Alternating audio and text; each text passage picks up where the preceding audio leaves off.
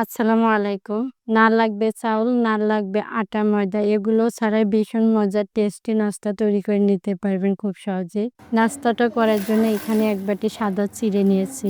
এখানে কিন্তু লাল চিড়েটাও থাকে। আপনারা আপনাদের পছন্দ মতো চিড়েটা নিয়ে নেবেন। তবে যেটা দিয়েই করেন না কেন ওইটা দিয়েই কিন্তু নাস্তাটা তৈরি হবে।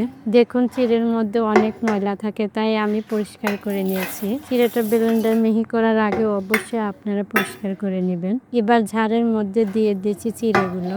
যে বাটি মাপ করে চিড়ে নিয়েছি ওই বাটি মাপ করে হাফ বাটি সুজি দিয়ে দিচ্ছে। এখানে আপনারা চাইলে সুজিটা বাদ দিয়ে দিতে পারেন, শুধু চিড়ে দিয়েও নাস্তাটা বানিয়ে নিতে পারেন। এবার দুইটাই একসঙ্গে মিহি করে নেব। মিহি করা হয়ে গেছে। এবার একটা ডো তৈরি করে নেব, তার জন্য চুলায় চলে যাচ্ছি। এদিকে চুলায় একটা কড়াই বসিয়ে দিয়েছি।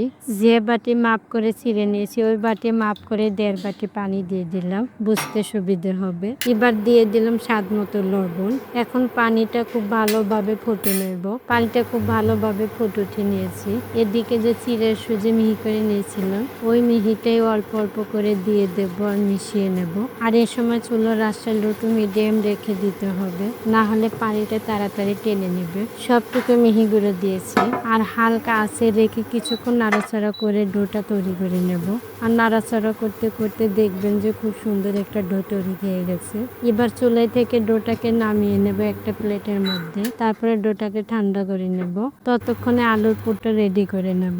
এবার ফ্রাই প্যানের মধ্যে দিয়ে দেব কিছুটা পরিমাণে সাদা তেল। সে সাথে দিয়ে দেব কিছুটা পরিমাণে পেঁয়াজ কুচি আর দিয়ে দেব কাঁচামরিচ কুচি। আপনারা চাইলে এখানে শুকনো মরিচটাও দিতে পারেন। এবারে পেঁয়াজের কালারটা যখন চেঞ্জ হয়ে আসবে তখন ওই পর্যায়ে এসে সেদ্ধ করে রাখা আলুগুলো দিয়ে দেব। আমি সেদ্ধ আলুগুলোকে খুব ভালোভাবে ম্যাশ করে নিয়েছি।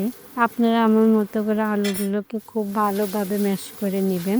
আর দিয়ে দেব স্বাদ মতো লবণ। এ সময় চুলার আঁচটা লো টু মিডিয়াম রেখে আলুর পুরটা তৈরি করে নেব। আপনাদের কাছে আমার একটা অনুরোধ থাকবে, ভিডিওটি স্কিপ না করে সম্পূর্ণটা দেখার চেষ্টা করবেন। আলুর পুরটার স্বাদ বাড়ানোর জন্য এর মধ্যে দিয়ে দেব কিছুটা পরিমাণে চিনি। চিনিটাকে দেওয়ার পর কিছুক্ষণ এভাবে নাড়াচাড়া করে নেওয়ার পর চুলাই থেকে নামিয়ে নেব। এদিকে চিড়ের ডোটা ঠান্ডা হয়ে গেছে। এবার ডোটাকে খুব ভালোভাবে মুঠে নেব। ডোটা মুঠে নেওয়ার সময় শক্ত যদি মনে হয় তাহলে একটু পানি দিয়ে মুঠে নিতে পারেন, তবে কিন্তু ডোটা খুব সুন্দর হবে। এই ডোটা যেহেতু চিড়ে দিয়ে করা তাই আমি খুব ভালোভাবে মুঠে নিয়েছি। এবার ডোটাকে 2 ভাগ করে নেব। একটা লেচি সাইডে রেখে দিয়ে দিচ্ছি আর একটা বোর্ডের উপর নিয়ে নিচ্ছি। এবার বেলনির সাহায্যে বেলে নেব। আমি আটা নিয়ে বেলে নিচ্ছি, বেলতে সুবিধে হবে। আপনারা চাইলে আটার পরিবর্তে তেল দিয়েও বেলে নিতে পারেন। এর থেকে আর বড় করে বেলা যাবে না। আমি একইভাবে করে আর একটা বেলে নিয়েছি। এবার একটা রুটির উপরে আর একটা রুটি দিয়ে দেব। এখন চাকুর সাহায্যে সমান করে কেটে নেব, দেখতে ভালো লাগবে। এবার দেখুন সমান করে কেটে নেওয়া হয়ে গেছে। এখন উপর থেকে একটা রুটি নিয়ে নিচ্ছি। এদিকে যে আলুর পুরটা রেডি করে রেখেছিলাম ওই পুরটাই রুটির উপরে দিয়ে দেব। পুরটা কিন্তু পুর করে দিয়ে দেব, তাই এক্সট্রা করে ভাজি করার প্রয়োজন হবে না। এটা দিয়ে সকাল বিকেলের নাস্তা হয়ে যাবে। আমার ভিডিওটি যদি আপনারা পেজ থেকে দেখে থাকেন তাহলে অবশ্যই একটা লাইক দিয়ে ফলো করে দিয়ে দিবেন।